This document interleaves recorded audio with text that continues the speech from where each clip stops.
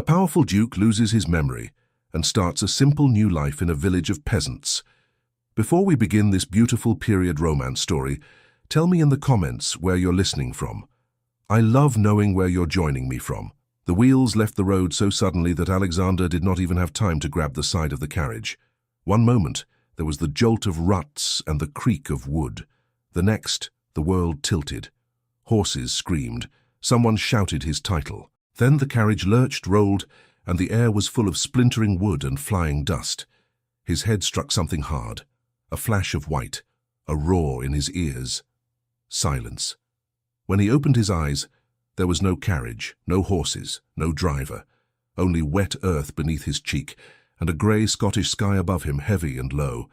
He lay still, waiting for memory to pull itself together. It did not. It broke apart, like mist in wind. He tried to move. Pain ran down his side, sharp at first, then dull. His shoulder burned, his leg throbbed, but nothing seemed broken. He pushed himself onto his back, breathing hard. Where am I? He thought. The answer would not come. He sat up, bracing a hand on the ground. Bits of damp leaves clung to his coat. His coat was fine cloth.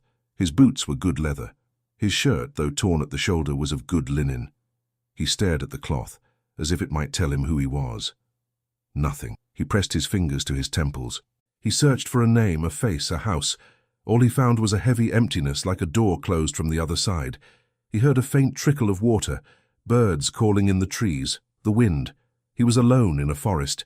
He tried to stand.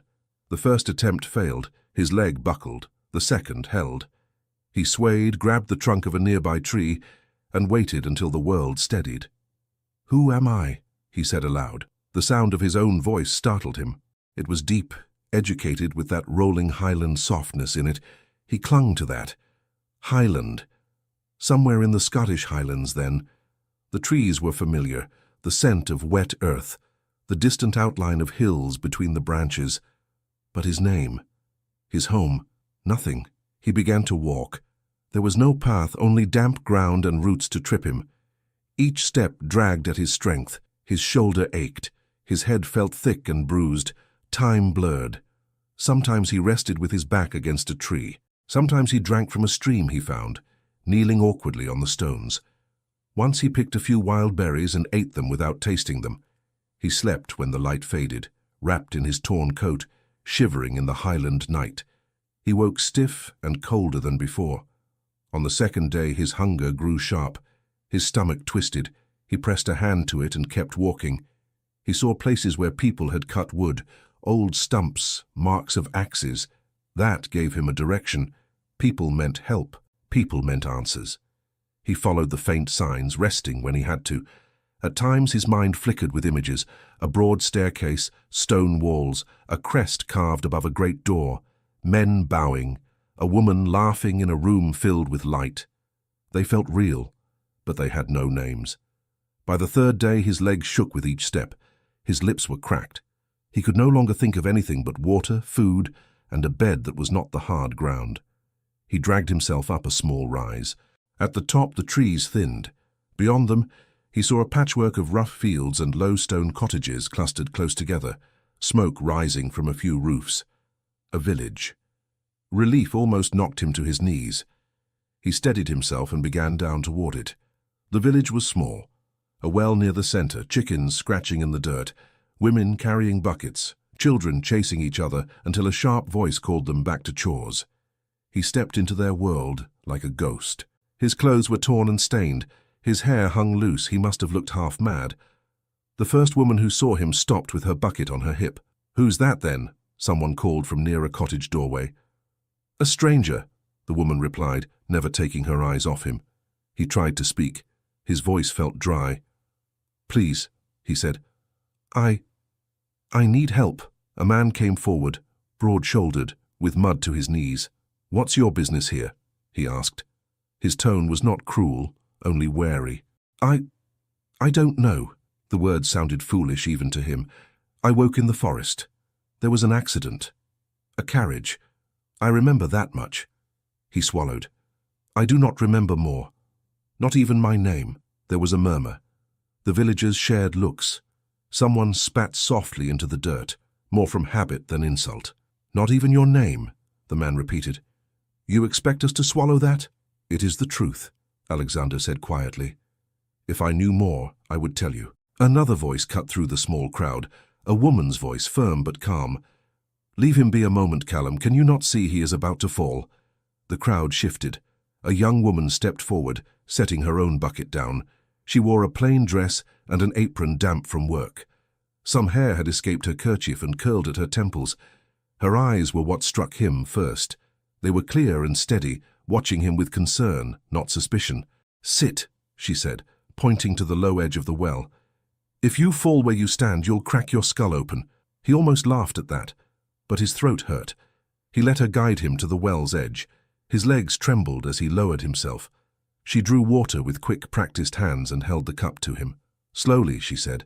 You'll make yourself sick if you gulp. He sipped. The water was cold and clean. He closed his eyes for a brief moment as it slid down his throat. What happened to you? She asked. I do not know, he said. Truly I do not. There was a carriage. I remember it tipping, voices shouting, then nothing. I woke in the woods with this coat on my back and emptiness in my head. What is your name? She asked again. He searched for it. There was only a blank. I cannot answer you, he said at last. It will not come. She studied his face. You do not speak like a common wanderer, she said, and that coat is not a poor man's coat. I gathered as much, he said dryly. It seems I was someone of some comfort, once. That made a few of the watching villagers snort, but there was less distrust now. Pity was creeping in. The broad-shouldered man folded his arms. Even if he speaks fine, that does not mean he tells the truth, Isla. The young woman glanced at him. And what would he gain by lying about having nothing and no one? She asked.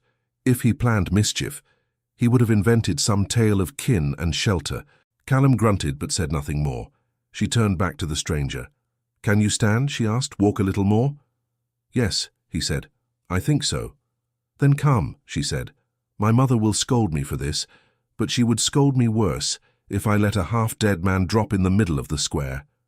You cannot take him in, Isla, one of the older women protested. You do not know who he is.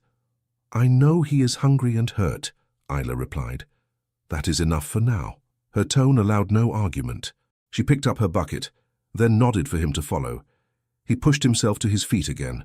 The world swayed, but he kept upright. As they walked, he heard the whispers behind them. Foolish girl, kind-hearted that one. Mark my words, trouble follows strangers. Isla pretended not to hear. Her back was straight. Her stride was brisk. Isla, he repeated under his breath, tasting the name. She looked at him sideways. Yes? It is your name, he said. I heard them say it. It is, she said. Isla Campbell. She paused. Do you remember yours yet? He hesitated. No. Very well, she said. We must call you something. She thought a moment. Alex, then. It will do until your memory returns. Alex, he said slowly. The sound stirred something inside him, but not enough to bring images with it. Yes, that will do.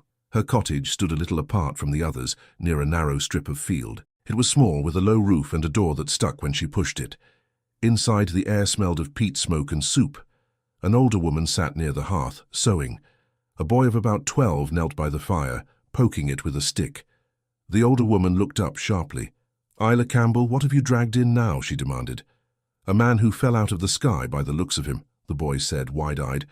Not quite, Isla said. She stepped aside so they could see him. I found him in the square. He says there was a carriage accident.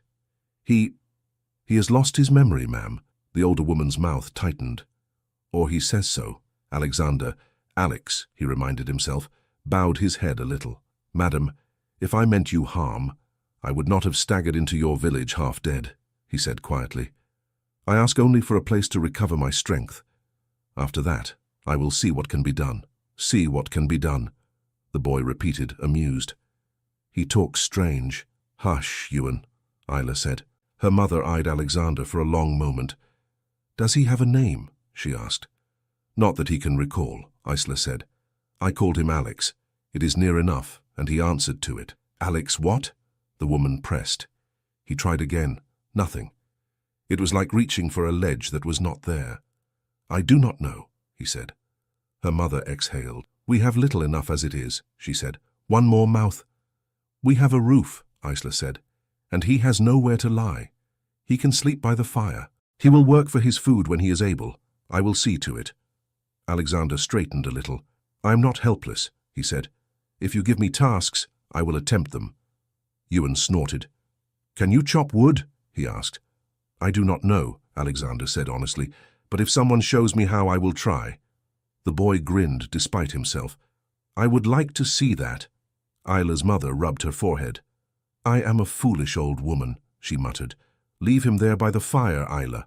Wash those cuts on his head before they rot. And if he steals my spoons, I will make him scrub the floor for a month." "I assure you," Alexander said, some dry humor returning, "I have no wish to own your spoons." "Sit," Isla ordered, pointing to a low stool near the hearth. "Ewan, fetch clean water and the cloths." She moved with quick efficiency. She took his coat from his shoulders and hung it near the fire to dry. His shirt clung to his skin in places where dried blood had stiffened the cloth. "Does this hurt?" she asked, touching the back of his head lightly. He winced. "Only when you press on it." "Then I will not press too much," she said. "Still, it must be cleaned." She worked in silence for a while. The warm water stung, but her hands were gentle. He watched her face as she bent over him, her brow slightly furrowed in concentration. "You have done this before," he said. "Bandaged wounds?" she asked. "Aye, in a village like this one learns quickly." She glanced at him. "And you? Your hands are smooth, Alex. No calluses, no scars from work." He flexed his fingers, looking at them as if they belonged to someone else. She was right. They were strong hands, but not roughened by a lifetime of labor. "Then I was not a farmhand," he said lightly. "That much we know." "And not a fisherman," she said. "Nor a shepherd, nor a blacksmith." She dipped the cloth again. "Mayhap you were a clerk, or a tutor, or some noble steward." The word noble stirred something in him, a broad hall, men bowing, a chair set higher than the rest. His chest tightened. "Perhaps," he said quietly. She noticed the change in his expression. "What is it?" she asked. "Nothing clear," he said. "Just a feeling, as if I have sat in important rooms before, given orders." He shook his head. "It sounds foolish when I say it." "It does not sound foolish," she said. "It sounds like a piece of truth, that is all." She tied a clean strip of cloth around his head, smoothing it in place. When she stepped back, he felt oddly exposed without the curtain of hair falling into his eyes. "There," she said. "You look almost respectable now." He gave a small smile. "Almost. Thank you, Isla." Her mother snorted again. "You thank her now. Wait until she has you carrying water from the well. You will not be so grateful then." "I intend to earn my keep," Alexander said. "So you have my word." Night fell early, as it often did in that northern year. The wind picked up outside, rattling the small window. Inside, the cottage glowed with firelight. The soup was thin but hot. They gave him a share without comment. "Eat," Isla said. "You will not regain your strength on water alone." He obeyed. The simple food tasted better than any feast he could half remember. After the meal, Isla cleared the bowls. Her mother went to her small bed in the corner. Ewan curled up under a rough blanket on a pallet. "You should sleep," Isla said to Alexander. "You are swaying where you sit." "And where will you sleep?" he asked. "On the other side of the fire, as I always do," she said. "We are used to being crowded." He hesitated. "I do not wish to displace anyone." "You displace no one," she said. "You only add another breathing body to the room. We will survive." He lay down on the pallet they had made for him near the hearth, still feeling the strangeness of being inside walls again. The warmth seeped into his bones. His eyes grew heavy. "Isla," he murmured. "Yes," she asked. "If I remember something, if it turns out I am someone of consequence, I do not wish that to change how you speak to me." She gave a short, quiet laugh. "If you are someone of consequence, Alex, you are in the wrong cottage." "I mean it," he said. "You have been honest with me. I value that." She was silent for a moment. "Very well," she said. "I will speak to you tomorrow as I spoke to you today. Now, hush and sleep. We will see what morning brings." He closed his eyes. He dreamed. He stood in a great hall, stone underfoot. banners on the walls. Men approached him with deference. Someone called out, clear and formal, a string of words that slipped away when he reached for them. He turned to the head of the table, felt the weight of expectation on his shoulders. He woke with his heart pounding and the name on his tongue. It vanished before he could form it. The next day, Isla did exactly as she had promised. She spoke to him without fear, without false sweetness. She handed him buckets and told him to follow her to the well. "Hold them by the handles, not your fingertips," she said. "You are not carrying fine china." He tried. The handles bit into his skin. By the time they reached the cottage again, water sloshed over his boots. "Better than nothing," she said. "You will grow used to it." Ewan watched, amused. "He carries them like a lady's maid," the boy whispered. "I heard that," Alexander said, out of breath. "Good," Ewan replied. "Perhaps your ears work better than your arms." They laughed, all three, and for a moment the heaviness in Alexander's chest lifted. By midday he was exhausted. He had carried water, fetched peat, and tried to help mend a fence.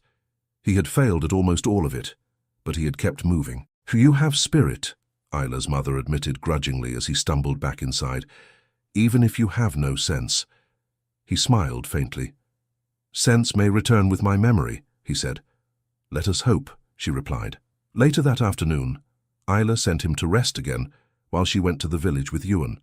She needed flour and perhaps a scrap of cloth if they could spare a few coins. He lay by the fire, staring at the low ceiling. The cottage creaked with the wind. Outside he heard distant voices, the cluck of hens. His mind circled the same questions. Who was he? Where had he been going in that carriage? Did anyone search for him? Or was he alone in the world now? He dozed and woke, dozed and woke. The light through the small window shifted, grew dimmer. When Isla returned, the air around her felt different, tighter, charged. She set the sack of flour down slowly. Her cheeks were flushed, but not from the cold. "What is it?" Alexander asked, pushing himself up on one elbow. "Did something happen?" Ewan answered before she could. "There is a trader at the inn," he said, his eyes wide. "He came from the South Road. He says there was a carriage found wrecked on the hillside." Alexander's breath caught. "A carriage," he repeated.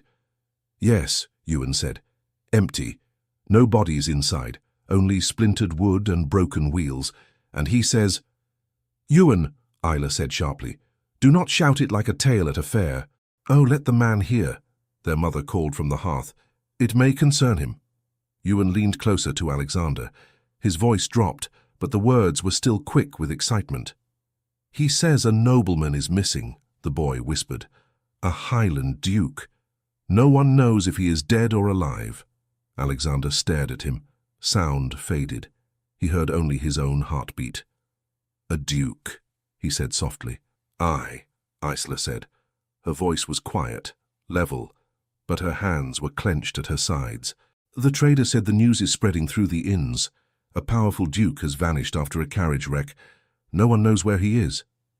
Their mother crossed herself out of habit. "A duke," she murmured. "Lord save us, that is trouble for someone, sure enough." Ewan grinned. "Imagine if it were him," he said, pointing at Alexander. "Imagine if our Alex here was some grand duke who lost his mind." "Do not be foolish," Isla said, but her gaze slipped to Alexander's coat, hanging by the fire. The fine cloth, the well-made boots by the door, the smooth hands. Alexander forced a weak smile. "It seems unlikely," he said. "Yet, the carriage, the forest, the timing." Isla did not smile back. She was pale now, the colour drained from her earlier flush. "The trader said the Duke's lands are far from here," she said. "There are many carriages in Scotland, many roads, many accidents." "Isla," her mother said softly, "you heard him." The man at the inn swore it. A duke, missing after his carriage broke on a lonely road. And 3 days later a stranger stumbles into our village in fine clothes, with no name, no memory. Silence settled in the small room. Alexander looked at Isla. Isla looked at him. For the first time since she had seen him at the well, she seemed uncertain of what to do with him, not out of fear for her safety, but for something else, something larger than their cottage and their village. "Do you think it could be true?" Ewan breathed. "That our Alex is a duke?" Isla did not answer. She only glanced from Alexander's bruised face to his fine coat, then back again, while the trader's words pounded in her mind, and a single quiet thought rose up that made her stomach twist. Who have I brought into my home? Morning brought a thin grey light and the sound of rain on the roof. Isla woke early, as she always did. For a moment she lay still, listening. Her mother's soft breathing, Ewan's quiet snores, the steady patter outside, and the extra breath near the hearth. Slow, deep. The stranger's, the memory of the trader's words from the night before pushed through the sleep haze. A duke, missing after a carriage wreck. She sat up and pulled on her dress. The fire was only embers. She stirred it, added peat, and coaxed it back to life. Alexander, Alex, stirred on his palate. "Is it morning already?" he asked, voice rough. "In this house, yes," Isla said. "There is work to be done, rain or not." He pushed himself up, wincing a little. "Then I must help with it." "You will not help if you fall on your face," her mother muttered, turning on her side. "Let the man breathe." Isla glanced at her. "We have an extra mouth now, ma'am," she said gently. "He will feel better if he moves." "I will," Alexander said. "I cannot lie by the fire all day while you work around me. It would drive me mad." Ewan stretched, rubbing his eyes.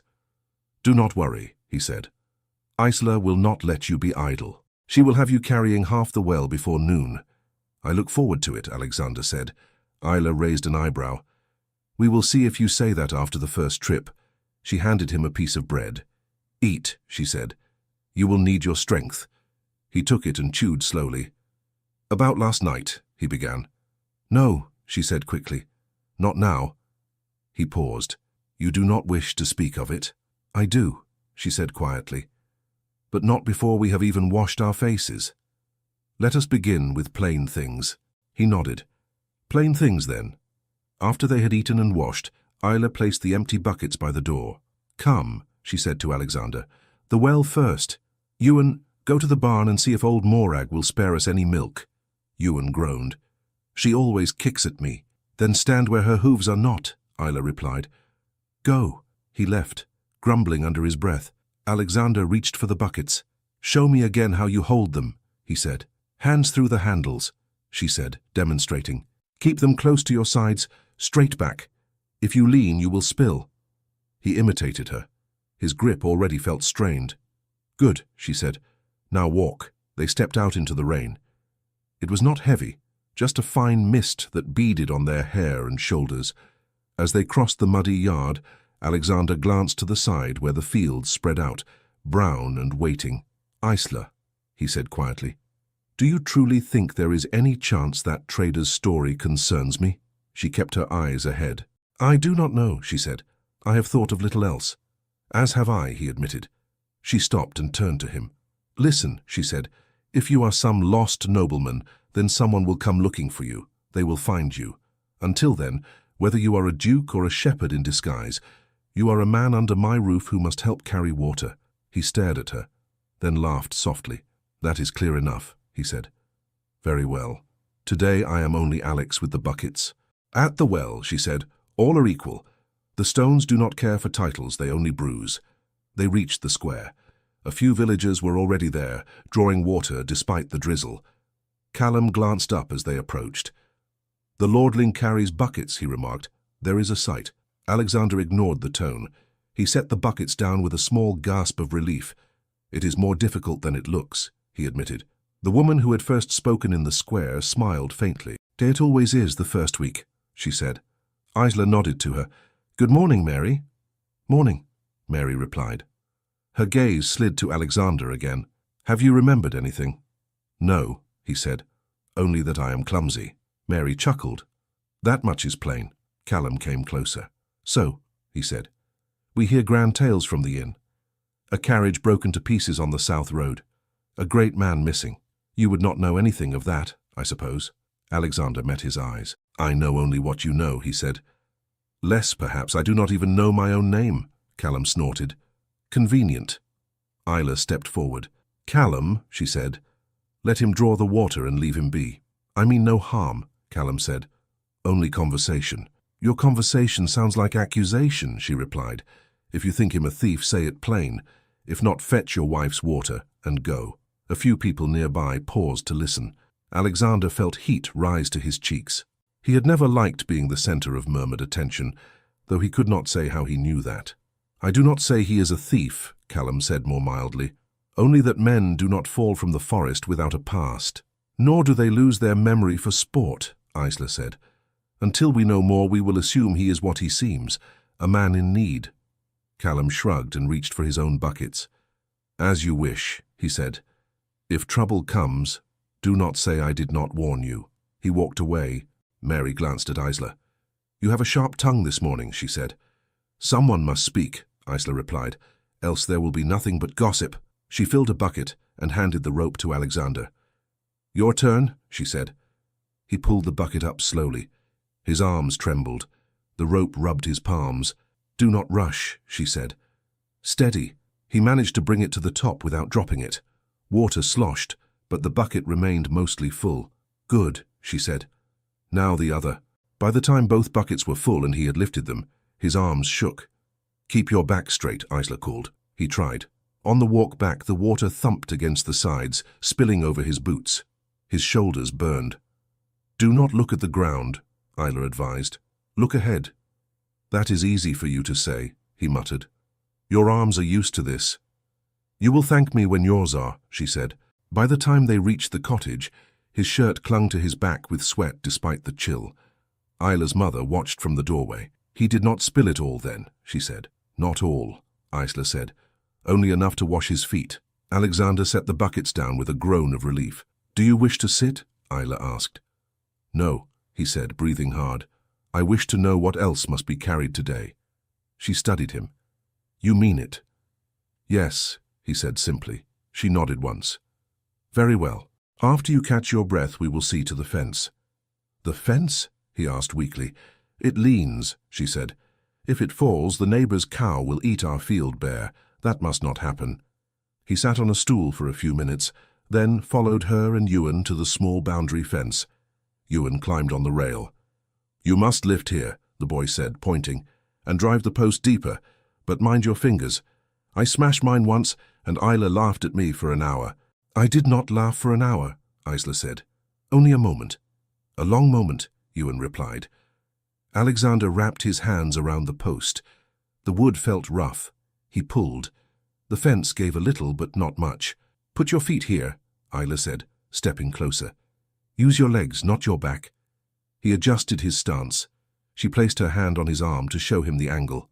The touch was brief, practical, but it sent a strange warmth through him. He swallowed, focused, and pulled again. The post shifted further. "There," Isla said. "Now, Ewan, the stones." They worked together. It was slow and clumsy, but by midday the fence leaned less. Alexander felt every muscle in his body protest. "You will feel this tomorrow," Isla said, wiping her brow. "I feel it now," he replied. "I had no notion living could be so heavy." She smiled. "Now you know why I sleep well at night." Inside, while they ate a small midday meal, Isla's mother shook her head. "I thought he would give up after the first bucket," she said softly. "He has more pride than that," Isla said. Alexander overheard and glanced up. "If you think pride is all that keeps me moving, you misjudge me," he said. "Oh?" her mother asked. "What else is it?" "Gratitude," he said simply. "You took me in when you had little. I would not lie here like a stone." Her mother's expression softened, just a little. "Then finish your stew, and we will see if gratitude can handle an axe," she said. The axe proved a fresh humiliation. In the afternoon, Callum let them use his chopping block. "You hold it like this," Callum said, demonstrating. He swung the axe down cleanly. The wood split with a sharp crack. Alexander took the axe. It was heavier than he expected. He lifted it, brought it down, and buried it in the log without splitting it. "There," Ewan said, "halfway." "Better than missing entirely," Isla said calmly. "Try again." He tried, the second strike glancing off the side. The axe stuck in the block. His arms vibrated from the impact. A few villagers had gathered at a distance, pretending not to watch. One of the younger men laughed under his breath. "The fine stranger cannot even chop wood," he remarked. "Perhaps his hands are meant only for lifting silver spoons." Alexander pulled the axe free with effort. My hands will do what they must, he said. Not without training, Isla murmured near him. Shorten your grip. Do not swing from your shoulders alone. He adjusted as she showed him. The next attempt split the log awkwardly, but it split. Better, she said. Not much, the young man muttered. Callum spoke up. Leave him be, Robbie, he said. You were no better your first week holding an axe. Robbie shrugged. At least I was not dressed like a lord while failing, he said. Laughter rose around him. Alexander's face heated. He felt the sting of it more than he wanted to admit. Isla stepped forward. Enough, she said. If you have time to laugh, you have time to carry wood yourself. Robbie rolled his eyes. You defend him as if he were kin, he said. He is under my roof, she said. That is enough. Robbie's gaze flicked between them. Then he turned away. Alexander saw the way Isla's jaw was set, the slight flush on her neck. You should not have to defend me, he said quietly, when they were alone again with the wood. Someone must, she said. Your memory is gone, but your pride is intact. Their words will cut deeper than this axe if I let them. He managed a small smile. You speak as if you know me already. I know enough, she replied. You are stubborn.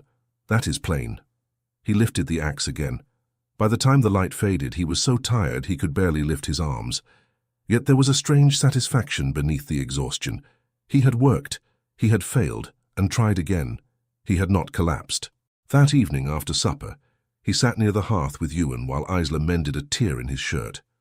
Where do you think your home is? Ewan asked bluntly. I wish I knew, Alexander said. Do you think you have brothers? The boy asked. Sisters? A horse? A fine house? Perhaps, Alexander said. I see hallways and rooms sometimes in my mind, but they vanish when I reach for them. Maybe you are a prince, Ewan said, or a general, or a merchant, Isla interrupted, or a farmer's son who has never lifted more than a quill his whole life. Let the man breathe, Ewan. I only ask, Ewan grumbled. Alexander smiled. It is all right, he said. As you ask, I must answer as best I can. The truth is, I do not know what I am, noble or common, prince or clerk. If you are a prince, Ewan said, you must remember eventually. They will come with trumpets and banners. It will be like a story. Life is not a story, Isla's mother said. Princes do not tumble into poor cottages. Alexander looked at the fire. I do not feel like a prince, he said quietly. I feel like a man who does not deserve your soup. You earned it today, Isla said. Do not argue. He fell silent. The fire crackled. Outside, the rain eased. Days passed like this. He rose early, carried water, worked in the field, tried not to drop things, tried not to cut himself. The villagers watched, judged, slowly adjusted. Some came to tease him less and nod a little more. Others stayed wary. Rumors grew in the background. They came with the traders and shepherds, news carried by men who warmed themselves at the inn's fire and could not keep their tongues still. A duke, one said. I heard it from a man at Inverness. The Duke of MacGregor himself gone. No one has seen him since the accident. His lands will be in turmoil, another replied. Those great houses never sit easy without their master. Some say he is dead in a ditch, a third added. Others say he took the chance to run away from his burdens. Would a man leave such lands, came the answer. No, no, he must be found. The innkeeper listened, polishing his cups. He glanced toward the door, as if expecting a tall stranger to walk in. In the village, the story twisted itself into many shapes. He must have been wicked, one woman said, else the Lord would not have taken him so. Or perhaps he was kind, another replied, and the Lord took him to spare him from worse. Ewan came home with every version. They say he had a grand house by a loch, the boy reported one night, with more windows than you can count. And a carriage with wheels taller than you, I'm sure, Isla said dryly. He had horses as white as snow, Ewan continued, ignoring her. And he could have anything he wished brought to his table. Alexander listened, his spoon halfway to his mouth. Something in his chest tightened at the thought of windows and horses and tables laden with food. Does any of that sound familiar?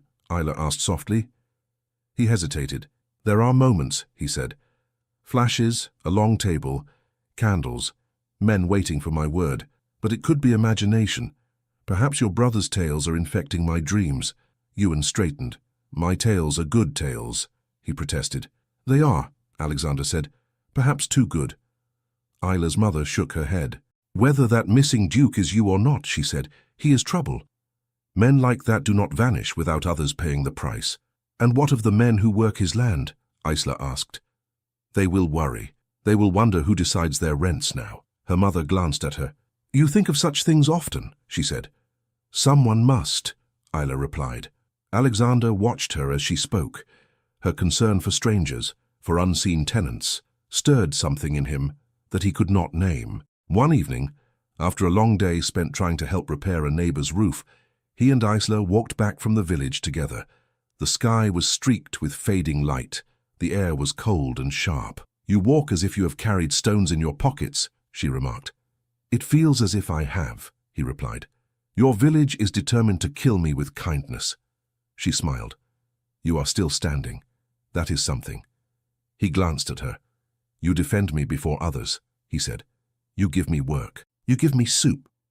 Why? She looked ahead, thinking. Because you were alone, she said. Because you looked lost. Because I know what it is to have few choices. He waited. She went on. When my father died, we had debts, she said. The land we worked for years was no longer ours. We had to start again with less. People looked at us and saw only weakness. I swore then that if I could ever choose between turning my back on someone and offering a hand, I would offer the hand, even if my own hand was empty. He listened quietly. Then I am glad I fell near your village, he said. You did not fall, she said. You walked. For days, you said. It felt like falling, he replied. They reached the cottage. Ewan ran out to meet them. Isla, he called. Isla, you must hear this. What is it? She asked, alarmed. A rider came to the inn, Ewan said, breathless. A fine one, with a good horse and a cloak without holes. He is asking questions. What kind of questions? Alexander asked. About a man, Ewan said. A stranger who walked out of the forest. Tall, dark-haired, speaks like a gentleman, wearing clothes too fine for a peasant. He looked from Isla to Alexander, eyes bright. He is asking if anyone has seen a man who sounds exactly like you. For a moment, no one spoke. Ewan stood between them, breathless, grinning as if he had brought home a treasure. A rider, Isla said at last. When did he arrive? Just now, Ewan answered. His horse is grey and well-fed with a proper saddle, not a ragged thing like Callum's. He went straight into the inn and asked for the landlord. Then he started asking about strangers. Alexander felt the air in his lungs turn heavy. Did anyone mention me? He asked. Ewan shifted. Mary looked like she might, he said. But I did not stay long. I ran here as soon as I heard. Isla's mind moved quickly. A stranger asking questions fit too neatly with the talk of a missing duke and a shattered carriage. Did he give a name? She asked. The innkeeper called him Sir, Ewan said. He said he was a man in service to a great house, but I did not catch more. His voice was soft, but people listened. Isla wiped her damp hands on her apron. Ma'am, she called into the house, we may have visitors soon. Her mother appeared at the doorway, frowning. What now? A gentleman at the inn asking about a stranger, Isla said. It may be nothing, but it smells of something more. Her mother looked at Alexander. If he comes, you will answer him straight, she said. No tales. You speak well enough. Let your tongue earn its keep. Alexander nodded. I have no wish to lie, he said. I know too little to manage it. Isla looked at him. Do you wish to go to the inn and meet him? She asked. Or will you wait here? His first instinct was to avoid attention, to stay by the fire and pretend the outside world did not exist. But that felt like cowardice. If he seeks me, he said slowly, he will find me. Better to walk on my own feet than be dragged by rumor. Then we go together, Isla said. Ewan, you stay with Mam. Ewan's face fell. But I want to see. You have seen enough for today, Isla replied. Keep the fire alive. If there is news, we will bring it. Her mother nodded. Do as your sister says, she ordered. They set off toward the village square. The rain had almost stopped. Puddles shone in the dirt. A few villagers lingered outside, pretending to repair tools while obviously waiting to see what would happen. The inn's door stood open. The smell of ale and smoke drifted out. Inside, a man sat at one of the rough tables. His cloak was plain, but made of good wool, the color of dark moss. He had a neat beard and intelligent eyes that flicked over the room without missing much. The innkeeper hovered nearby, half eager, half cautious. "I tell you," the innkeeper was saying, "we are a quiet place. Strangers come sometimes, but they do not stay. Mostly shepherds and traders. No one of your description." The man smiled. "I understand," he said. "I do not expect you to search the hills for me. But if you had seen such a man, you would remember." His voice was measured, not loud, but it carried. Isla stepped inside, Alexander just behind her. Conversations dipped. The innkeeper saw them and straightened. "Ah," he said. "Isla. And your guest?" The stranger's gaze turned toward them.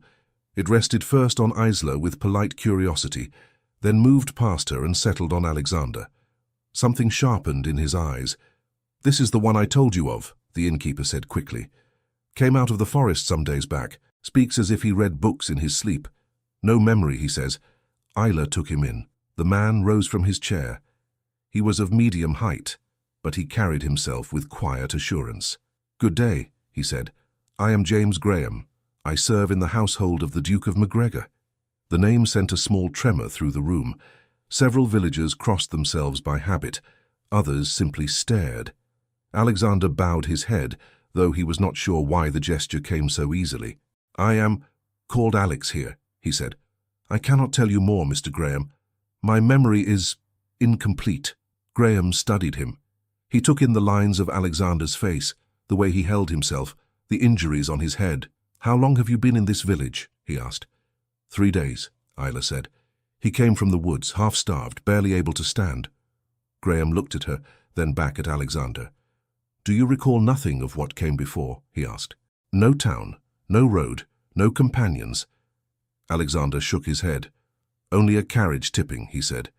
"Shouting, then the forest." Graham exhaled slowly. "May I ask to see your hands?" he said. Alexander lifted his hands. They were more blistered now than when he had first arrived, but the old softness was still there beneath the new marks. Graham turned one palm up. "These are not the hands of a farm labourer," he murmured, "nor of a shepherd or a mason. You have not worked the land all your life." Isla felt a strange protectiveness rise. "He works now," she said. "Whatever he was before, he has carried as many buckets as you in these last days." Graham gave her a brief, courteous nod. "I do not doubt his effort, Miss Campbell," she supplied. "Isla Campbell, Miss Campbell," he repeated. "I am grateful you have shown charity to a stranger. Many would not." She lifted her chin. "Many have less to spare," she said. "We have little, but we have a roof." Graham glanced back at Alexander. "May I ask," he said carefully, "if you carry any mark? A ring, a seal, some object that might have remained with you?" Alexander shook his head. "When I woke, I had nothing but these clothes," he said. "If I once had a ring, it is lost." Graham's eyes went briefly to the fine cloth of the coat, now patched by Isla's hand. "Yet your clothes are not a poor man's," he said. "No," Alexander agreed quietly. The room held its breath. Graham returned to his chair but did not sit. "The Duke of MacGregor's carriage suffered an accident not far from here," he said. "On the southern road. The carriage was found broken. The horses were recovered. But His Grace was not among the injured or the dead. He was simply gone." A murmur rippled through the listeners who had not yet heard the full story. "It has been 3 days," Graham went on. "We have searched ditches, farms, byways. We have asked at inns. We have heard of no tall stranger who speaks like a gentleman until now." Alexander's throat tightened. "Are you saying you believe I might be this missing duke?" he asked. Graham did not answer at once. "I am saying," he replied, "that the timing is notable. Your appearance, your manner, your clothes, it compels me to consider the possibility." The room seemed to tilt for a moment. Alexander closed his eyes briefly, then opened them again. "And if I am not?" he asked. "Then I will apologize for the intrusion and leave you in peace," Graham said. "If you are, then your people have need of you." Isla watched Alexander's face. She saw the conflict there, the pull between wanting answers and fearing them. "How would you know?" she asked. "Even if he is a duke, if he does not remember, how can you be certain?" Graham looked at her with new respect. "A fair question," he said. "I have known His Grace for years. I know his voice, his stride, his habits. There are questions I can ask that only he would answer easily. There are things that will stir a memory if any memory lives at all. He turned to Alexander. If you will allow, he said, I would speak with you alone. Or with Miss Campbell present, if you prefer. Alexander glanced at Isla. If I am truly nothing, he said, then the worst that happens is that a stranger questions me and leaves. If I am this duke, and I turn away from that knowledge, he could not finish the sentence. Isla understood. We will hear him, she said. Come to our cottage later, Mr. Graham. Let the village gossip first. It will, whether we invite it or not. Graham's mouth curved. Very well, he said. I will come at sunset. They left the inn under a cloud of whispers. Look at him now. If he is the Duke, Isla Campbell and her fine guest. Mind your tongue, Callum muttered to someone. The man from the castle hears everything. Back at the cottage, Ewan was waiting at the door, eyes huge. Well? He demanded. Who is he? What did he say? He said he serves the Duke of MacGregor, Isla answered, and that his master is missing after a carriage accident. And he thinks you are the Duke, Ewan said, turning to Alexander. Does he not? He thinks it possible, Alexander said. Ewan let out a low whistle. I knew it, he said. I said from the first day. You said he was a prince, a general, and a bandit, depending on your mood, Isla said. Do not pretend prophecy now. Their mother came up behind Ewan. Her hands were flour-dusted. What happens next? She asked. Mr. Graham will come this evening to speak with Alex, Isla said. He believes he may stir some memory. The older woman's face tightened. If he is the Duke, she said slowly, this house is too small for him. Isla's chest pinched. He has slept here without complaint, she said. It was large enough when we thought him no one. That is just it, her mother replied. We thought him no one. We gave freely. But if he is a great man, then this will all look different when others tell it. They will say we schemed. That you schemed. Isla's jaw clenched. They may say what they please, she said. I know why I opened the door. Her mother sighed. I know, child, she said, but words can still wound. Alexander felt an ache at those words. If I bring trouble to your door, he said, I am sorry. That was never my wish. Isla looked at him. You did not choose to tumble out of the world and into our well, she said. We will face what comes. The afternoon dragged. Alexander tried to occupy his hands with work, but each task slipped away.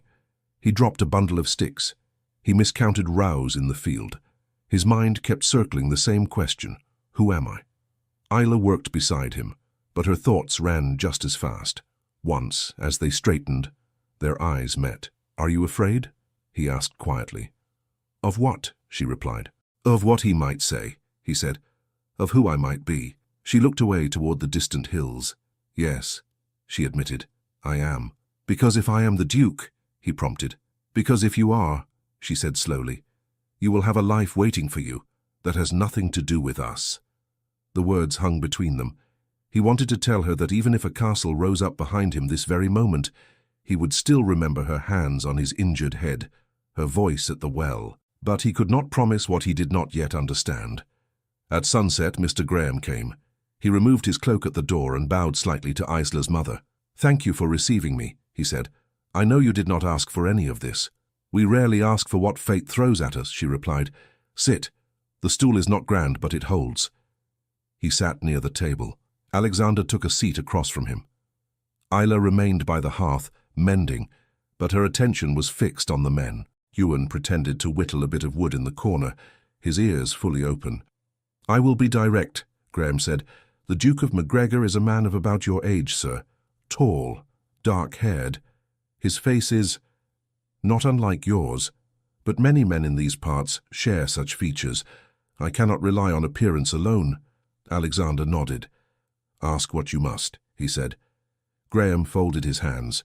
When you hear the word castle, he asked, does any specific place come to mind? Alexander closed his eyes briefly. Stone walls, he said. A high hall, firelight, but it could be any grand house. Very well, Graham said. What of the name Inverarray? Or Stirling? Alexander shook his head. Nothing. Graham tried other names, towns, rivers, lochs. Some stirred faint familiarity, but nothing sharp enough to prove anything. "This is taking too long," Ewan whispered. "Hush," Isla said. Graham reached into his coat and drew out a small object wrapped in cloth. He unfolded it carefully. Inside lay a silver brooch, simple but well made, engraved with a stag and a crown. "Does this mean anything to you?" he asked, placing it on the table. Alexander leaned forward. The light caught the metal. His heart skipped. "I have seen that before," he murmured. "Where?" Graham asked. He touched the edge of the brooch with one finger. A flash came, a cloak fastened at his throat, this very piece resting against his chest, but the image was blurred. "On a man," he said. "On a coat. I cannot see his face." Graham nodded slowly. "It is the symbol of the McGregor house," he said.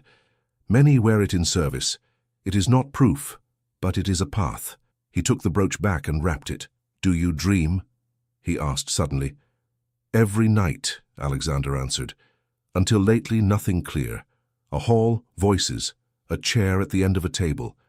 Since you arrived, more, but they vanish when I wake." "Dreams are sometimes stubborn," Graham said. "They yield only what they please." He sat back, studying Alexander once more. "There is another way," he said. "A name. Names have power. They can unlock what other things cannot." He glanced around the cottage.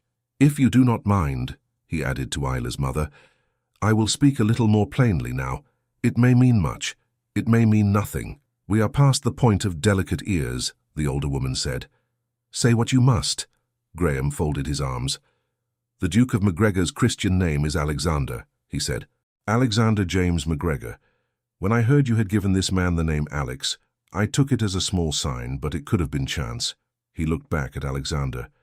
"There is one more word I have not spoken in your hearing yet. Sometimes a title speaks louder than a given name." He leaned forward, his gaze steady. "I will say this once," he said. "Listen to how it sits in your mind." Alexander nodded, his mouth suddenly dry. Graham drew a quiet breath. When he spoke, his voice was clearer, carrying a tone he must have used many times in grand halls. "Your Grace Alexander McGregor," he said. "Duke of McGregor. Do you remember that name?" The words struck like a hammer. Alexander's head swam. The small cottage seemed to swell into a vast room. For a heartbeat, he was not sitting at a worn table, but standing on polished stone. Men bowed. Someone addressed him with those exact words. He felt the weight of a heavy mantle on his shoulders, the cool touch of a ring on his finger. He gripped the table edge, knuckles white. Images rushed in, too many, too fast. A balcony overlooking water, a study lined with books. A woman's voice saying, "Alexander, you must yield." His own voice replying, "I cannot. They depend on me." "Alex?" Isla said sharply. He did not hear her. Graham watched, his own hands tightening. "Do you remember the name McGregor?" he asked again, softer now. Alexander closed his eyes. The name rang in his bones like a bell. "I know that name," he whispered, while Isla, standing unnoticed near the doorway, heard it for the first time and realized that everything between them might be about to change. Alexander's fingers dug into the edge of the table. The little cottage seemed too small for the name pounding in his skull. McGregor. His breath came short. Heat and cold chased each other through his veins. For a heartbeat, he saw not peat smoke and rough walls, but a high chamber lit by tall windows, a crest carved above a stone fireplace, and men standing with their heads bowed. Graham's voice reached him as if from a distance. "Breathe, sir," he said. "Steady. No harm will come from remembering who you are." Isla had moved from the doorway without knowing she had done it. Her hand hovered near Alexander's shoulder, not quite touching. "Alex," she said. "Can you hear me?" He let out a long, shuddering breath. "Yes," he managed. "I hear you, and him, and 1,000 others, all at once." He lifted a hand to his bandaged head. "Alexander McGregor," he said slowly, tasting the full shape of it. "Duke of McGregor. I have worn that name before." Graham's shoulders eased. "Then I have found you," he said quietly. "Thank God." Ewan sprang to his feet. "You are truly a duke, then," he burst out. "All this time you have been lying on our floor like a sack of turnips." "Ewan," Isla said sharply. Alexander almost laughed, but the sound came out strained. "It seems so," he said. If Mr. Graham is right. Graham nodded once. I would not say it lightly, he replied. I have seen you sign your name 100 times, Your Grace. I have watched you ride out from the castle yard. I have heard you argue with men twice your age and twice your size. His mouth curved a little. Even with your hair in disarray and your shirt patched by Miss Campbell, I know you. Isla's needle slipped. You are certain, she said. As certain as any man can be without parchment in hand, Graham said. The accident must have taken your memory. A hard blow, shock. It is a wonder you walked at all. Alexander turned his head, taking in the small room, the low ceiling, the hearth, the familiar faces around him. Yet when I woke, he said, this was the first kindness I knew. Isla's mother shifted, uncomfortable. We did what any Christian should, she muttered. Duke or no duke, you were half dead. Graham inclined his head. And the McGregor household will not forget it, he said. When we are settled, there will be a proper expression of gratitude. We want none of your coins, Isla's mother said briskly. We have no room for debts in this house. Gratitude need not be coin, Graham replied, but we will speak of that later. For now, His Grace must return. His steward has done what he can, but the tenants grow uneasy. Decisions wait that only the Duke can make. Alexander's brows drew together. Tenants, he repeated. Land. Yes, I remember. Law papers. Men at a long table. Arguments over rents. His gaze flicked to Isla. People like you, he said. Men and women who work the land. Their lives at the edge of a quill stroke. Then they need you, Isla said quietly. They have been waiting 3 days longer than they should. He heard the words, but beneath them he heard something she did not say. And we had you for 3 days we never would have known. Graham rose. We can leave at dawn, he said, if you can ride. Alexander flexed his sore shoulder. I can do what must be done. You should rest now, Graham said. Your head has taken enough strain. He gave Isla and her mother a respectful bow. Miss Campbell, Mrs. Campbell, lad, he said.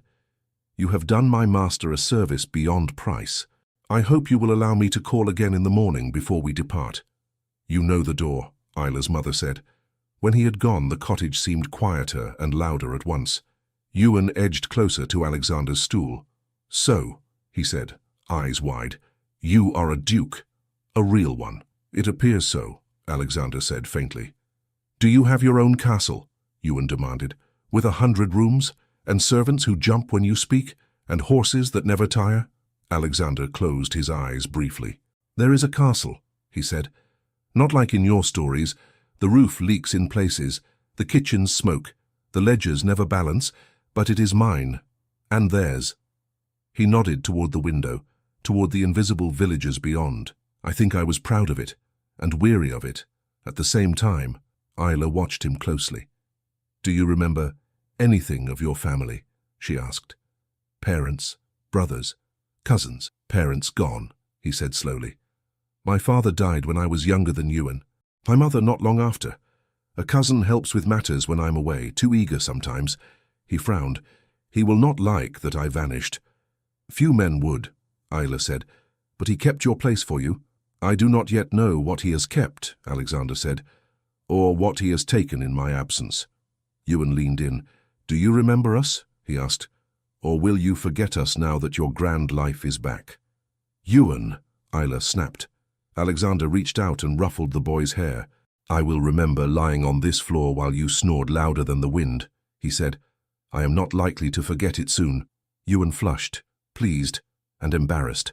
Alexander's gaze shifted to Isla. And I will remember you waking me with a bucket and a command, he said softly. That will haunt me in the best way. She looked away, busying her hands with the torn shirt. It was only work, she murmured. It was more, he said. Her mother cleared her throat. Well, she said briskly, if you are a duke, you will not sleep on the floor tonight. Try the bed, I will take the pallet. No, Alexander and Isla said at the same time. Their eyes met. Something passed between them that made Isla's heart beat too fast. You will take my cot, Isla said. Ewan and I can share the pallet. We have done so before. Alexander shook his head. I have lain by your hearth like a stray dog, he said. I can do so one more night. I am used to it now, and if I sleep in your bed, Every tongue in this village will wag until Christmas." Her mother snorted. "They will wag anyway," she said. "But he is right. Let the gossip at least be false." The arrangement remained as before. That night, after the others had settled, Igla sat a little apart by the dying fire. She could not sleep. Her mind would not still. Alexander stirred on his pallet. "You are awake," he said quietly. "So are you," she replied. He shifted onto his side to see her better. The dim light traced the line of her cheek. "Isla," he said, "tell me the truth as you see it. Have I been a burden?" She blinked. "A burden," she repeated. "You eat like a man and work like a boy. That is no burden. It is a teaching." He smiled. "Then you have been my teacher," he said. "For 3 days," she said, "and now your true life calls you back. You will not need me to tell you where to put your feet when you walk into your hall." "Perhaps I will," he answered. "That hall may be colder than this one." She shrugged. "Cold stone is not my concern. It is mine," he said quietly, "or will be again." Silence fell for a moment, filled only by the soft sounds of sleeping. "When I woke in the forest," he said, "I had nothing, no name, no past, only pain and hunger. I was afraid to speak to the first person I saw." He closed his eyes briefly. "Then you walked toward me with a bucket in your hand and told me to sit before I fell. You looked at me as if I were simply a man in need, not a problem to be solved." "You were a man in need," she said. "It seemed plain." "It was more than that," he replied. "You called me Alex. You gave me a name when mine was gone. You gave me work when I might have lain useless. You gave me a kind of peace I did not know I had missed." Her throat tightened. "You make much of small things," she said. "They were not small to me," he said. "Do not take them from me with your modesty." She looked at him fully then. "What will you do when you return?" she asked, "besides sign papers and calm your tenants?" "First, remember," he said, "I will walk my halls and let them tell me who I have been. I will ask questions I should have asked long ago." He hesitated. "I will ask my cousin what he has done in my absence. I will listen to those who have less than I do." "You did not listen before?" she asked. "I thought I did," he said, "but I listened with tired ears. I had grown used to comfort, used to being served." His gaze moved around the room. "Sleeping here, carrying water, missing meals, it has torn something open in me. I do not think I can go back to being the man I was." A small, selfish part of her was glad and hated itself for it. "You will have to be some version of that man," she said. "Your people expect it." "Perhaps," he said, "or perhaps they need a different version. One who has known what it is to lift a bucket." She smiled faintly. "Will you have all your servants carry water now?" she teased softly. "I might," he said, "if only to watch their faces." Her smile faded. "They will look at you with awe," she said, "and bow, and bring you fine clothes, and call you your grace until your own name sounds strange." He heard the ache under her words. It matched his own. "Isla," he said, voice low. "When they do all that, I fear I will miss the way you speak to me now more than I can say." Her heart jolted. She stared at the embers. "You must not talk so," she whispered. "You are a duke. I am a farmer's daughter. The world is as it is. For 3 days it was otherwise," he said. "For 3 days I was only Alex. And I—" He stopped himself. "You what?" she asked, barely audible. He swallowed. "I began to care for you," he said, deeply. "More than is wise. More than I am ready to put into the right words tonight." The room seemed to shrink and expand all at once. Her breath caught. "You do not know yourself yet," she said. "You do not know what you felt before you walked into our square. When you remember fully, you may find there was someone waiting in your world. Some lady you promised to wed. If there was," he said, "I do not feel her now. I feel you." "Do not say that," she murmured. "Do not make this harder." "Harder than what?" he asked. "Than watching you leave at dawn," she said. "Knowing you will ride away and vanish back into the life that belongs to you. I prepared myself to lose a stranger when your memory returned. Losing a man She broke off. He pushed himself up on one elbow. "A man you— What?" he asked gently. She covered her face with her hands. "I am a fool," she said. "I told myself not to hope, not to feel. But I cannot lie to myself, or to you. These last days, You were more than a guest under our roof. You were—" He waited. "You were the first man who listened to me speak of rents and land and fairness without laughing," she said quickly, as if the words might burn if she did not rush them. "The first who looked at my work and did not call it easy because a woman did it. The first who made me feel seen, not just useful." She dropped her hands. Her eyes shone in the dim light. "I have come to care for you too," she finished simply. "More than is safe. More than is wise." Silence again. But it was a different silence now. Full. "Then we are both fools," he said softly, "and I would not change it." She shook her head. "You must," she whispered. "You must change it. You must put it aside. For your sake." He frowned. "For mine?" "Yes," she said. "If you return to your great house and cling to these feelings, they will tear you in two. Your people will pull one way, your heart another. You will resent them. You may even resent me. I will not be the cause of that." "You speak as if love were a trap," he said.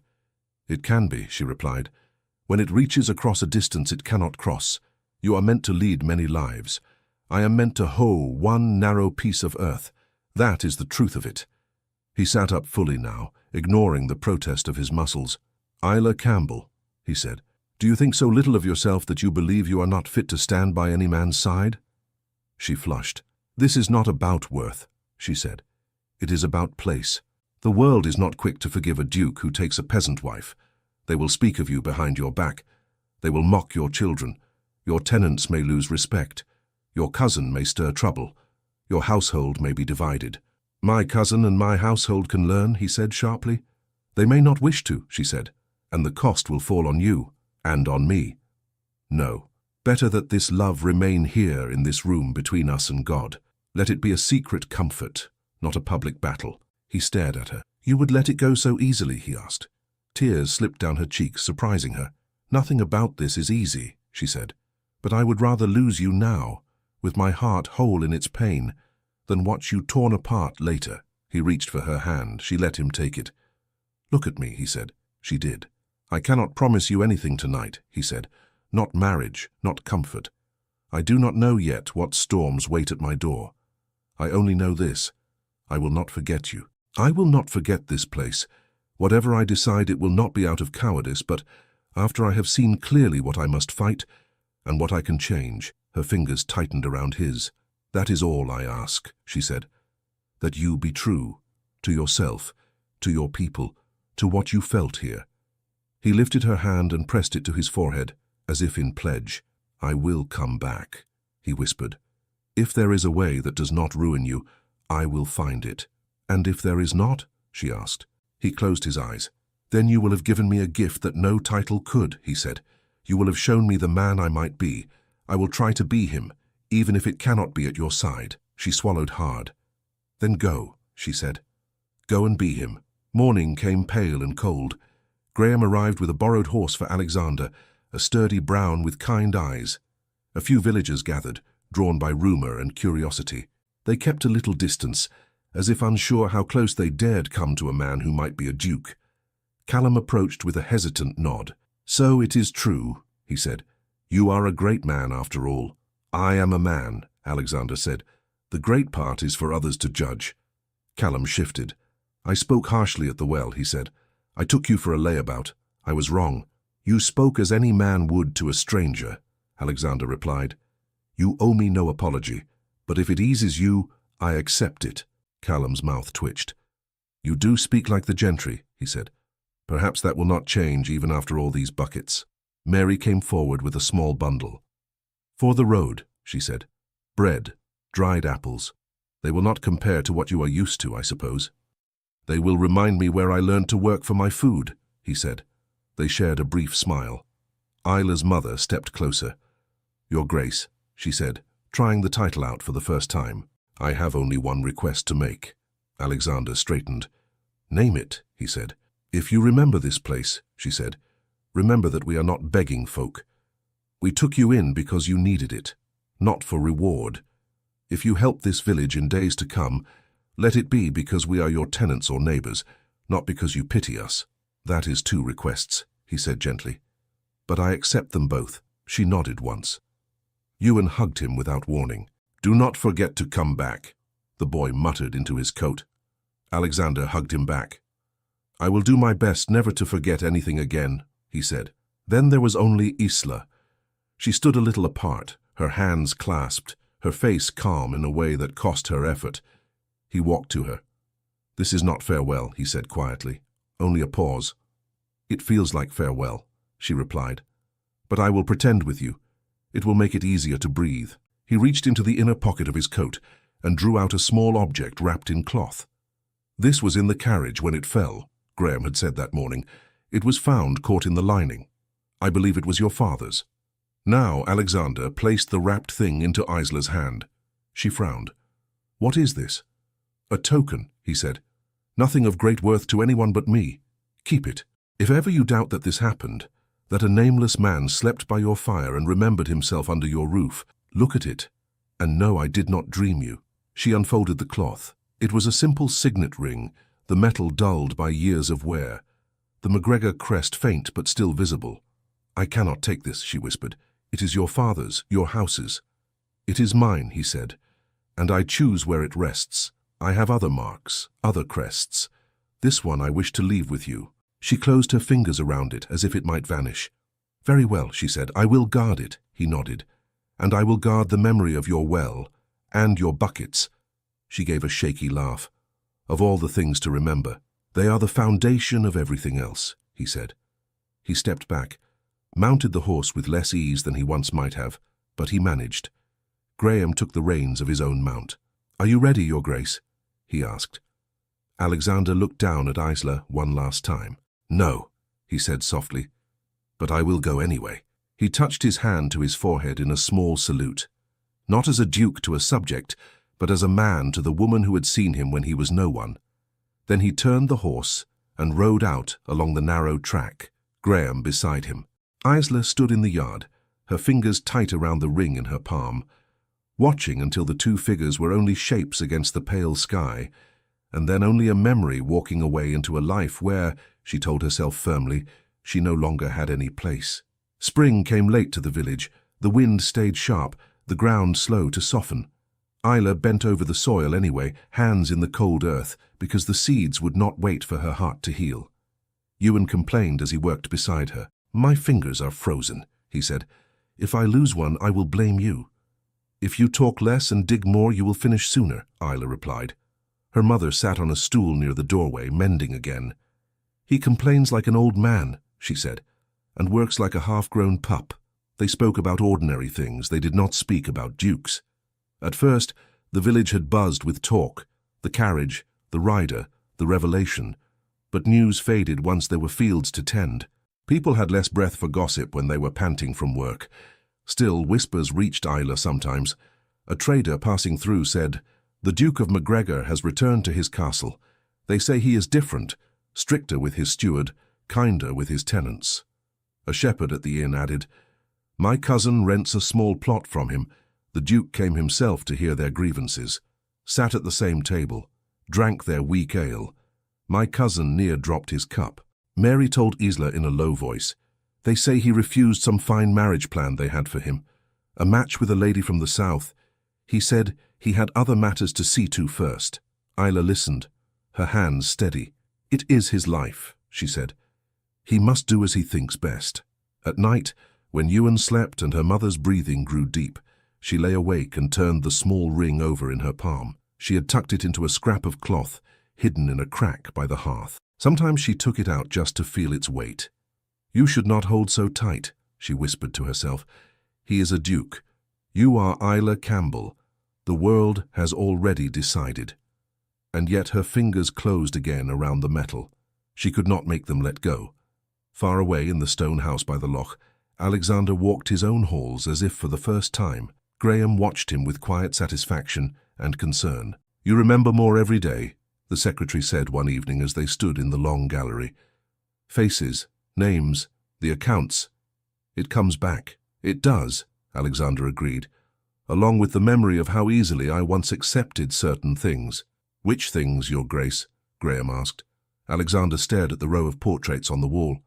McGregor's long gone, their gazes painted steady and proud. Rents set by men who never carried a bucket, he said. Decisions made far from the fields they affect. I thought it was the way of the world. Now I am not so sure. He called his steward, Mr. Lennox, to the study. Lennox had a careful smile and fingers that lingered over ledgers. You have done much in my absence, Alexander said. I am grateful for your efforts. We did what we could, Your Grace, Lennox replied. The estate does not pause because a man falls from his carriage. No, Alexander said quietly. It does not. He opened a ledger and ran his finger down a column. These rents, he said. There are increases here that I do not recall agreeing to. Lennox cleared his throat. Times are harder, Your Grace. Prices change.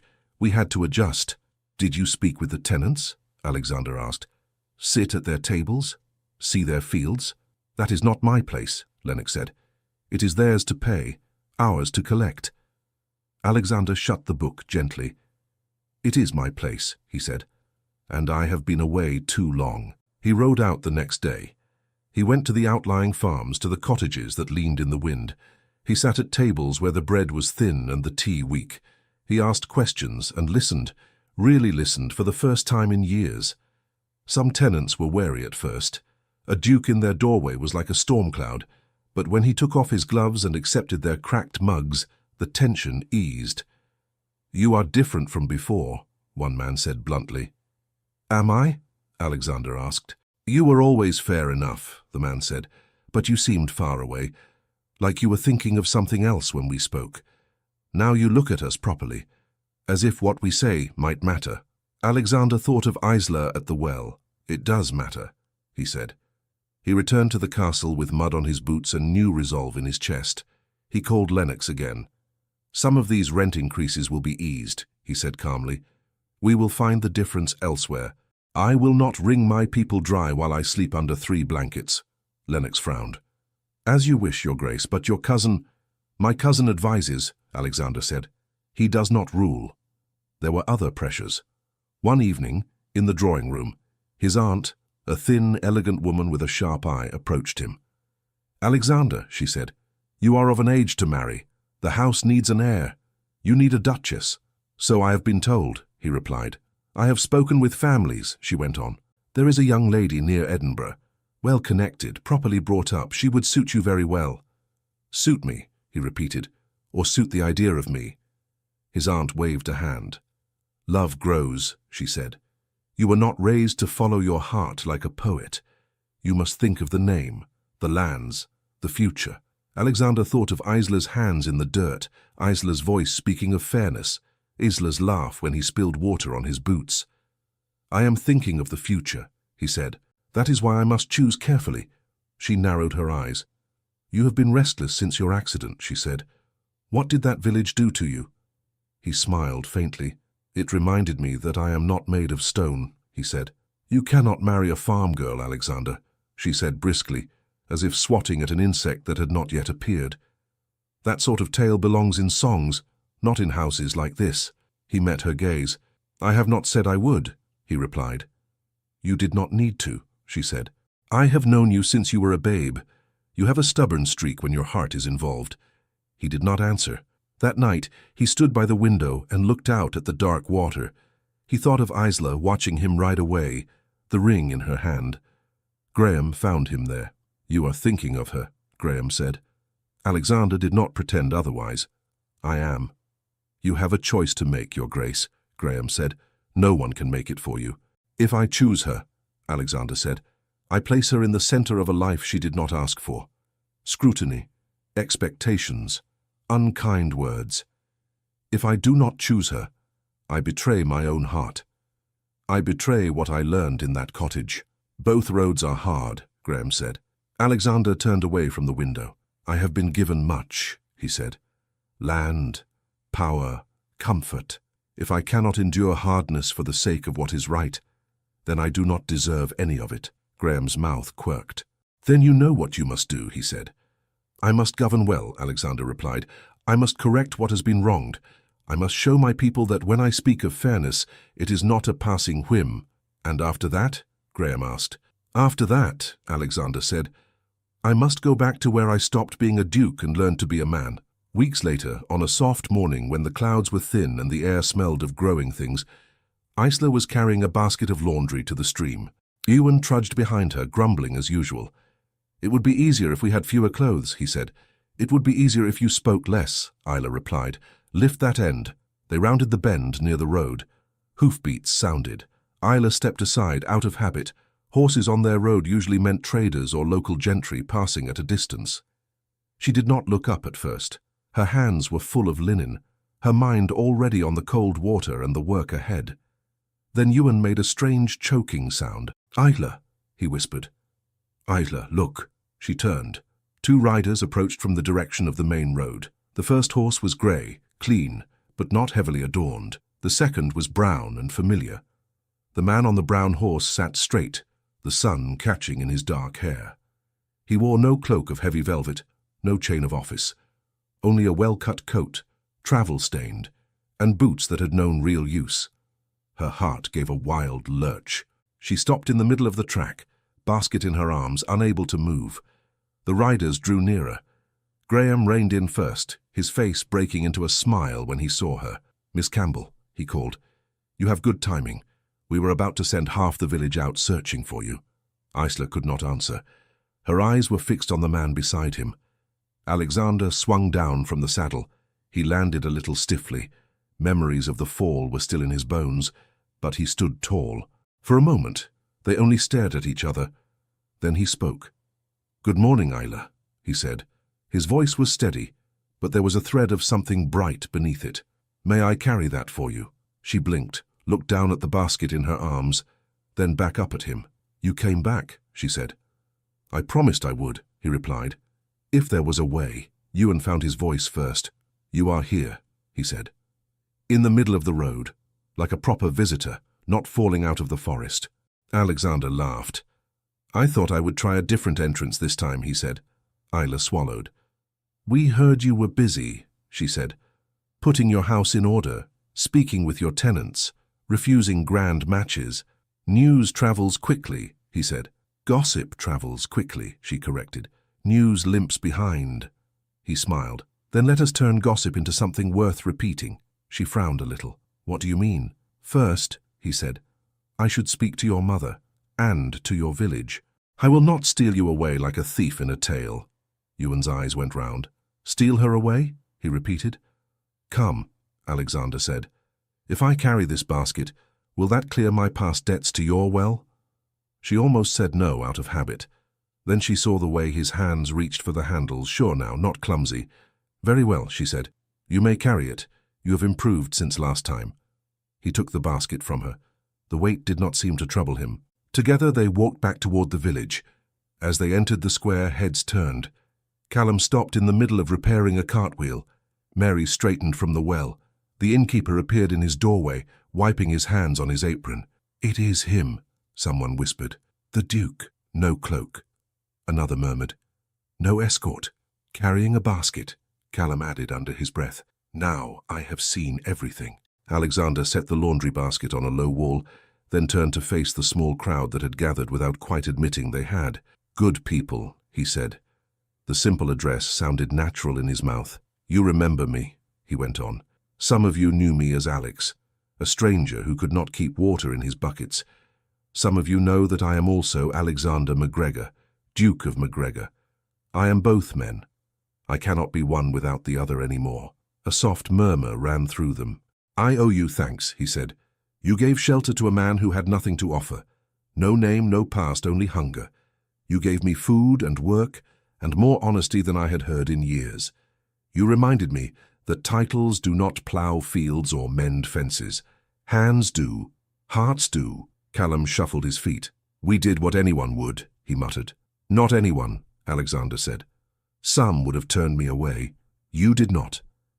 Miss Campbell opened her door, and her mother did not close it. "Ewan annoyed me back to life. I am your debtor." Laughter rippled gently. Isla stood to one side, trying to keep her face neutral. Her heart pounded so hard she felt it in her fingers. Alexander took a breath. "I have tried," he said, "since returning to my house to be worthy of what I learned here. I have listened to my tenants. I have corrected injustices where I could. I have refused to let comfort blind me again." He paused. The villagers watched him. Even the children seemed to sense something important. "There is one more debt I must face," he said, "and one more choice I must make." He turned toward Isla. She felt 20 pairs of eyes swing with him. Her cheeks heated, but she did not look away. "Isla Campbell," he said. He did not raise his voice, but everyone heard. "I told you when I left that if there was a way to come back without ruining you, I would find it. I have thought of little else since." Her throat constricted. "You had a great many other matters to think of," she said, her voice barely steady. "I did," he agreed. "Yet every decision I made, I weighed with your words in my mind. Be true, you said, to yourself, to your people, to what you felt here. I have tried." He took a step closer. "I will not stand here and pretend the world has changed in a season," he said. "There will be those who say a duke should not marry a farmer's daughter. They will whisper. They will frown. They may refuse invitations." "I have none to give," she said faintly. "But," he continued, "my tenants will see whether I am a man who honors gratitude and love, or one who cares only for appearances. My servants will see whether I expect them to live as I would not. My future children will see whether I had the courage to follow what I knew in my heart to be right." Her breath caught at the word children. He lifted his hands, as if laying his case before them all. "I am Alexander McGregor," he said. "I am a duke. I am also the man who stumbled into this village without a name and was taught to carry water by Isla Campbell." A quiet chuckle broke the tension. He smiled, then sobered. "I cannot live the rest of my life as if those days did not matter. I will not." He went down on one knee. Isla gasped. So did half the square. "Your Grace," someone whispered. Alexander looked up at her, steady. "Isla," he said, using only her name now as if it were title enough. "I ask you here in front of those who saw me at my lowest, to be my wife, to come to my house not as a secret, but as its mistress, to stand beside me when I face councils and tenants, to argue with me when I am stubborn, to remind me of this square when I forget. I cannot promise you an easy life, but I can promise you that I will honor you, that I will listen, that I will be the man you saw in me when I had nothing." The village held its breath. Isla stared down at him, her heart tumbling in her chest. Behind her she felt her mother's presence like a wall, solid and quiet. To the side, Ewan vibrated like a bowstring. "You cannot mean this," she whispered. "I have never meant anything more," he said. "You will be mocked," she said. "They will call you foolish." "Let them," he replied. "I have been foolish before. This is the first time I'm foolish in the right direction." She almost laughed, almost cried. "You will be pulled between worlds," she said, "between halls and fields." "I am already," he said. "The difference is, with you, I will have a hand to hold while I walk between them." Her eyes burned. She blinked twice. "Isla," her mother's voice said quietly from behind her. "Child." She turned her head slightly. Her mother's lined face was wet, but her chin was lifted. "If you say yes," her mother said, "do not say it from fear or from dreams. Say it because your heart knows what it is doing." Isla searched herself. She saw days at the well, his clumsy grip on the buckets, nights by the fire, his questions about fairness. The way he had listened, truly listened, when she spoke of land and dignity, the way he had looked at her now in front of everyone, not ashamed. Her heart knew. She turned back to him. "Alexander," she said. The name felt both strange and right in her mouth. "When you left, I told myself I must forget you, that loving you would bring only pain. It did, for a time." She took a breath. "But even through the pain, I could not wish away what we had. You were the first man I could respect and dream of in the same breath." A murmur rustled around them. She continued, voice steadier now. "If you had come here in secret," she said, "whispering promises, asking me to hide, I would have refused you. If you had sent a carriage for me in the night, I would have stayed in my bed. But you came in the morning on the common road in front of my neighbors, and you knelt in the mud without shame." He smiled a little. "The mud is almost as familiar as your hearth," he said. She laughed through a tear. "Then yes," she said clearly. "Before them and before God, I say yes. I will be your wife, not as a lady in a tale, but as Isla who knows how to mend and to argue and to carry water." The quiet broke into sound. Ewan whooped loudly. Mary clapped a hand over her mouth, then clapped both hands together. Callum shook his head and laughed. "Well," Callum said, "now if His Grace raises our rents, we will know where to complain first." Alexander rose to his feet, relief and joy flooding his face.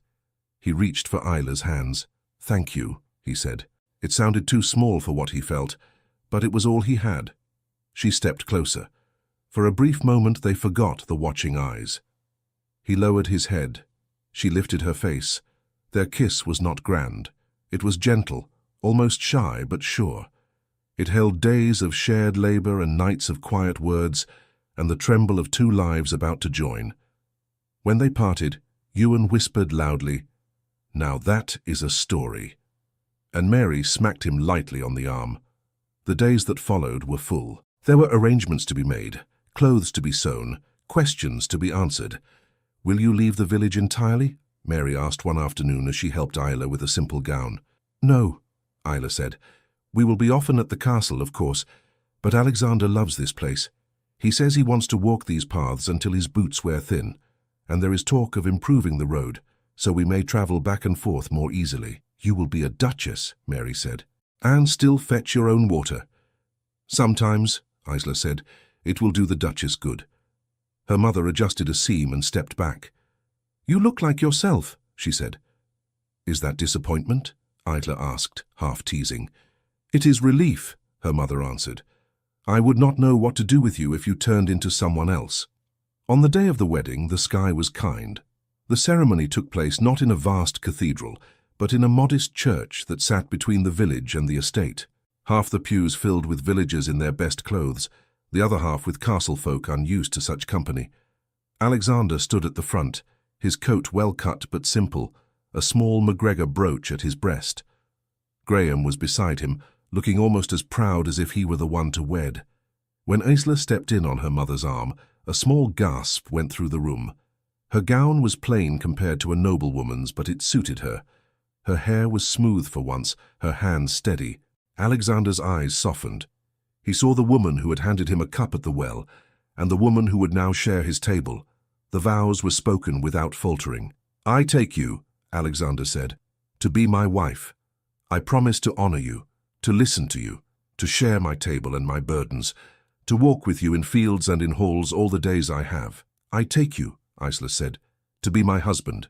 I promise to speak truth to you, to stand beside you when others stand against, to remind you of the people who depend on you, to share your bread and your sorrows, all the days I have." When the minister pronounced them man and wife, the cheer that rose sounded like it belonged to a much larger place.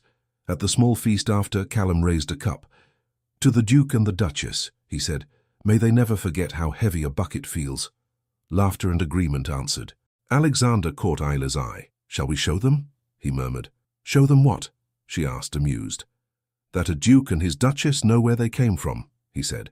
He took her hand and led her outside toward the well. A few curious guests followed. He picked up a bucket. She took the other. Together, with a smoothness born of practice, they lowered, lifted, and carried. "You see?" Isla called over her shoulder. "Two hands, two hearts, one load." The villagers laughed and clapped. Some of the castle servants watched with stunned faces, then began to smile. Later, when the sun dipped and the guests slowly wandered home, Alexander and Isla walked a short distance away, down a familiar path. "Are you afraid?" he asked quietly. "Of what?" she replied. "Of what comes next," he said. "Of halls and duties and eyes on you." She thought for a moment.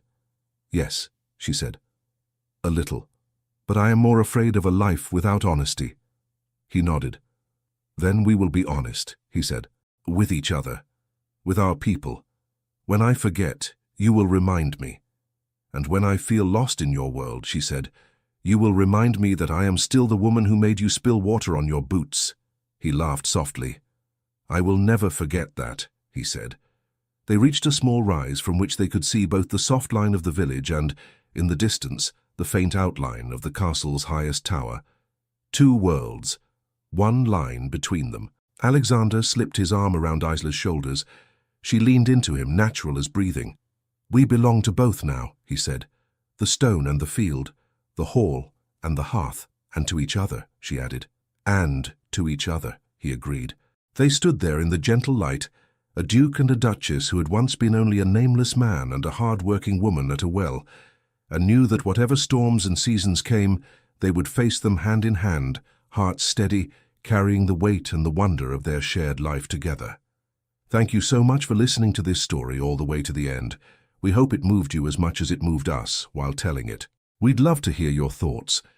Leave us a comment telling us where you're listening from and what you liked the most. Rate this story from 0 to 10. What score would you give it? If you enjoyed this story, don't forget to subscribe to the channel and leave a like as a show of support. That really motivates us to keep creating and sharing more stories full of emotion and life lessons. And before we go, we want to remind you that an exciting and heartwarming story recommendation will appear on the final screen. If you'd like to enjoy it, just click on the video. Thank you once again for being here, and we'll see you in the next story.